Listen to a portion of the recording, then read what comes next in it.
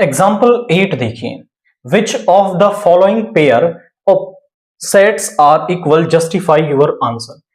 दो क्वेश्चंस दे रखे हैं, इनमें से कौन सा पेयर इक्वल होगा और हमें अपने आंसर को जस्टिफाई भी करना है। आप समझे कि पहले जो हमें सेट दे रखे हैं उन्हें हम कन्वर्ट कर लेंगे रोस्टर फॉर्म में।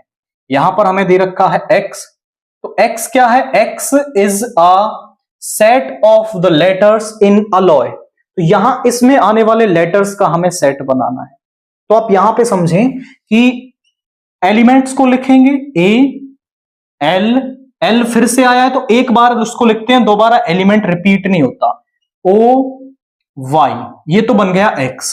b कह रहा है the set of letters in loyal. Loyal word में जो लेटर्स आ रहे हैं तो यहां भी लिखेंगे l o y a, और l फिर से आया तो नहीं लिखेंगे।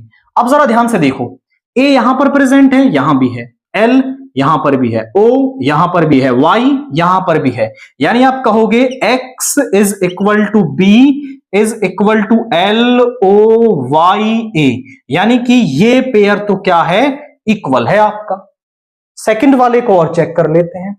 ए सेट कह रहा है n belongs to the integer and n square is less than equal to 4, यानी इसमें वो n आ जाएंगे इंटीजर से जिनके लिए उसका स्क्वायर या तो 4 के बराबर या उससे छोटा आता है। अब आप समझो कि कौन कौन से ऐसे इंटीजर्स हैं।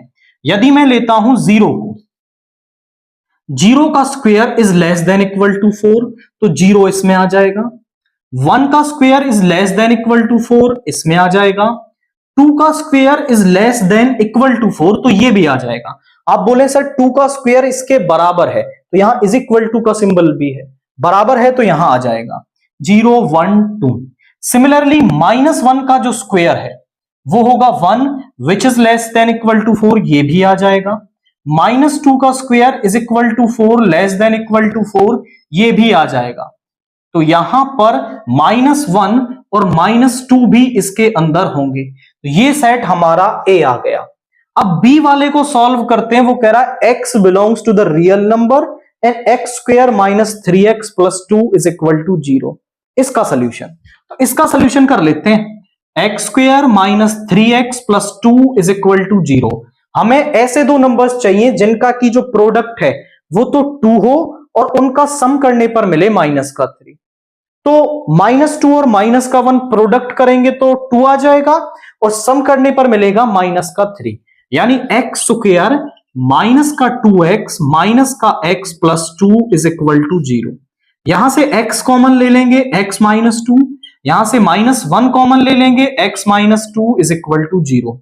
दोनों में से x -2 कॉमन ले लिया, यहां पे x -1 इज इक्वल टू 0। दो टर्म्स का प्रोडक्ट तभी 0 होगा जब या तो x -2 0 होगा या फिर x -1 0 होगा। तो यहां से x की वैल्यू आ गई 2 और यहां से x की वैल्यू आ गई 1। दोनों ही रियल नंबर्स हैं, तो b के अंदर क्या आ जाएगा आपका 1, 2। अब इसमें तो आपका 1, 2 और जो यहां पे प्रेजेंट है, बट आप कहोगे हेयर कि जो 0 है वो a में है बट 0 जो है वो आपका b में नहीं है, so a is not equal to b, यानी इस वाले केस में a सेट जो है वो b सेट के इक्वल नहीं होगा। जब नहीं होता है ना, तब कोई एक एलिमेंट ले लो जिसकी वजह से नहीं है, बता दो कि इस सेट में है और इसमें नहीं है, इसकी वजह से ये इक्वल नहीं है आपके। और जब इक्वल है तो फिर तो आप सीधा लिख दोगे कि भाई दोनों सेट में इक्वल नंबर ऑफ एलिमेंट्स हैं, एग्जैक्टली इक्वल एलिमेंट्स हैं, तो वो आपस में इक्वल हो गए हैं।